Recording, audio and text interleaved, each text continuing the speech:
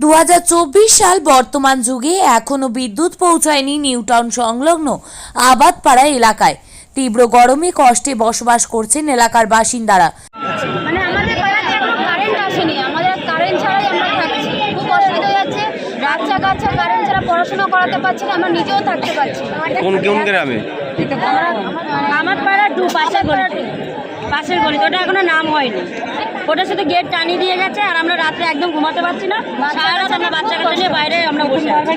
হ্যাঁ, আমরা নতুন জায়গা কিনে নতুন কত নম্বর বুথ ওটা? ওটা কত নম্বর? দাদাই জানে, দাদাই জানে। দাদা আমাদের 32 নম্বর। মানে এখনো পর্যন্ত কারেন্ট ঢোকেনি? কারেন্ট ঢোকেনি, রাস্তাও ঠিক হয়নি, না জলের ব্যবস্থা। আর এত গরমের মধ্যে জানেন তো বাচ্চারা বড় কষ্ট পায়। 40 হয়ে গেছে, 40টা পরিবার, 50 হয়ে গেছে। আরো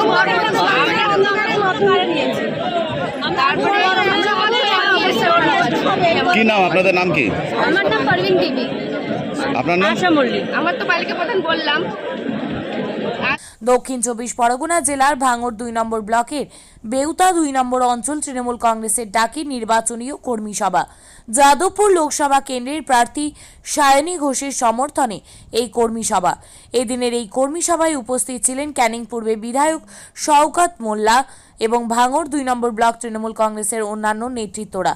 আর এই কর্মী সভায় বিধায়ক শওকত মোল্লাকে কাছে পেয়ে বিভিন্ন অভাব অভিযোগের কথা তুলে ধরেন এলাকার মহিলারা।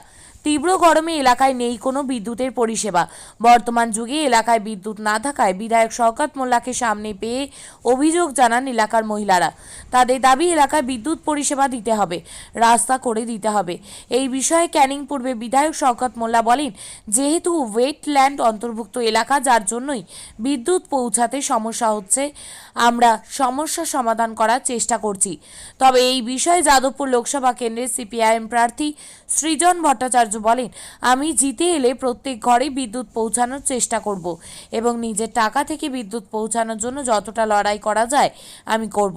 তবে এই বিষয়ে বিজেপি নেতা অবনী মণ্ডল বলেন, দুয়ের কুলবেড়িয়া একটা অঞ্চল, আপনার এমন একটা ভৌগোলিক অবস্থার মধ্যে অবস্থিত জায়গাটা, একদিকে নিউ টাউনশিপের বিশাল বড় বড় বিল্ডিং, সেখানে এসি, সেখানে বড় বড় রাস্তা, বড় বড় লাইট, আর তার ঠিক পাশে কুলবেড়িয়ার আবাদপাড়া একটা জায়গা, গরিব একদম, মানে কি বলবো আপনাকে, একেবারে নিম্ন মধ্যবিত্ত এবং গরিব ছাড়া ওখানে কেউ নেই। সেই জায়গা দাঁড়িয়ে ওই গ্রামে এখন বিদ্যুৎ নেই, রাস্তা নেই। ভাবা যায় আজকে 2024 সালে কোনো গ্রামে বিদ্যুৎ নেই, এটা ভাবতেও কষ্ট লাগে। প্রধানগার মা বোনরা বেরিয়েছে অনেকদিন পরে, একদিন চেপেছিল, আজকের প্রতিবাদ করতে শিখেছে। এবং তো ঘটনা, আজকের দিনে যদি লেখাপড়া শিখতে গেলে তার ল্যাম্পের আলোয় পড়াশুনো করবে, এটা হতে পারে। আমরা একসময় ল্যাম্পের আলোয় পড়াশুনো করেছি, সেই সময়ে বিদ্যুৎ ছিল না ল্যাম্পের আলোয়, কিন্তু আজকের প্রত্যেকটা গ্রামে, প্রত্যেকটা পাড়ায়, সব জায়গায় যেখানে বিদ্যুৎ আছে সেখানে কুলবেড়ের আবাদ পাড়ায় বিদ্যুৎ সংযোগ নেই। এরা তো মানে রাজনীতি শুধু করে, এরা তো রাজনীতি মানে কি, এরা নিজেদের কথা ভাবে, এরা কোনোদিনই গরিব মানুষের কথা ভাবে না, গরিব অবহেলিত মানুষের কথা ভাবে না। এই জন্যই তো এই সরকারের পরিবর্তন আসবে। এবং ভাঙড়ের মানুষ অনেক শিক্ষিত, অনেক জ্ঞানী গুণী মানুষ, অনেকে বোঝেন। ভাঙড়ের মানুষকে আর বোকা বানানো যাবে না। আবাদপাড়ার মানুষকে একদিন বোকা বানিয়ে রেখে দিয়েছিল, আর সেই আবাদপাড়া কি করলো, বিদ্রোহ ঘোষণা করছে মহিলারা এসে, বাচ্চা বাচ্চা শিশুরা এসে করছে। কেন না, আমাদের গ্রামে বিদ্যুৎ নেই, আমাদের গ্রামে রাস্তাঘাট নেই। আমি দায়িত্ব নিয়ে বলছি, আমাদের এবারে ভাঙড়ে আমরা খুব ভারতীয় জনতা পার্টি মানুষ আমাদের পাশে এসে দাঁড়াবে এবং আমরা ক্ষমতা আসার পরে ওই গ্রাম বিদ্যুৎ করব এবং আমরা বিদ্যুৎ দেব, রাস্তাঘাট করে দেব। কিন্তু আমাদের এই সরকার থাকলে আমরা কোনোদিনই পারবো না।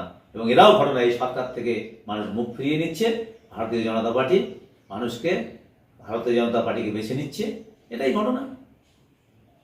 কেন তোমাদের এই পঞ্চায়েত ভোটের সময় তৃণমূল যে দেওয়াল লিখেছিল, ঝকঝকে রাস্তা চকচকে আলো, মনে আছে? তা চকচকে রাস্তাও নাই আর ঝকঝকে আলোও নাই। এই যে পশ্চিমবঙ্গে শিল্প আসে না তৃণমূল আমলে, তাই জন্য বিদ্যুৎ উদ্বৃত্ত হয়, সেই বিদ্যুৎ তারে ল্যাম্পপোস্টে পেঁচিয়ে, তার পেঁচিয়ে পেঁচিয়ে নষ্ট করছে, মানুষের কাছে বিদ্যুৎ না পৌঁছে। আর যে কটা লোকের কাছে বিদ্যুৎ পৌঁছেছে এখন তো শেষ 7 দিন 10 দিন 15 দিন, পারলে রোজ লোডশেডিং হচ্ছে। তা এক হচ্ছে যাদের ঘরে বিদ্যুৎ আছে তাদের বেশি কারেন্টের টাকা দিয়ে এখন লোডশেডিংয়ের মধ্যে রাত্রিবেলা বসে থাকতে হচ্ছে এই ভয়ানক গরমে 40-42 ডিগ্রিতে, আর একটা বড় অংশের কাছে বিদ্যুৎ নেই। বাইরে থেকে যারা এসে ভাঙড়কে মধুভাণ্ডার হিসেবে দেখে মধু খেয়ে যাবেন ঠিক করেছেন, গুন্ডামি করে যাবেন ঠিক করেছেন, ভাঙড়ের মানুষ এখন তাদের কাছে জানতে চাইছে কেন ভোট দেবো বাপ তোমাকে। আমি তাদের পাশে আছি এবং অঙ্গীকার করতে পারি এমপির ক্ষমতা থেকে, এমপির সীমিত ক্ষমতায় জিতে এলে সব ঘরে বিদ্যুৎ পৌঁছানোর জন্য যতদূর লড়াই নিজের টাকা থেকে যা করা যায় সবটা করার চেষ্টা করব। 12 বছর হয়ে গেছে আপনাদের সরকার ক্ষমতা এসে এখনও কারেন্ট যায়নি, বিদ্যুৎ যায়নি। দেখুন, এখানে সমস্যা একটু আছে। এখানে ওয়েটল্যান্ড, যেটা ওয়েটল্যান্ড অথরিটি যেটা আছে, সেখানে তারা একটা অর্ডার করেছে। ওয়েটল্যান্ডটা শুধু রাজ্য সরকারের নয়, এটা কেন্দ্রীয় সরকারের ওয়েটল্যান্ড অথরিটি আছে। সেখানে যাদের জমির কাগজ নেই সেক্ষেত্রে ইলেকট্রিসিটি দেওয়ার ক্ষেত্রে একটু অসুবিধা আছে। আমি এখনই মাননীয় মন্ত্রীর সঙ্গে কথা বললাম এবং যিনি জোনাল সাহেব আছেন ইলেকট্রিক ডিপার্টমেন্টে তার সঙ্গে কথা বললাম। আগামীকাল রাত 9টায় মিটিং আছে। আমি সমস্ত কাগজপত্র সেখানে সাবমিট করব এবং আমি আশা করি এই আবাদপাড়ায় যেখানে সমস্যাটা আছে সেটা সমাধান করার চেষ্টা করব।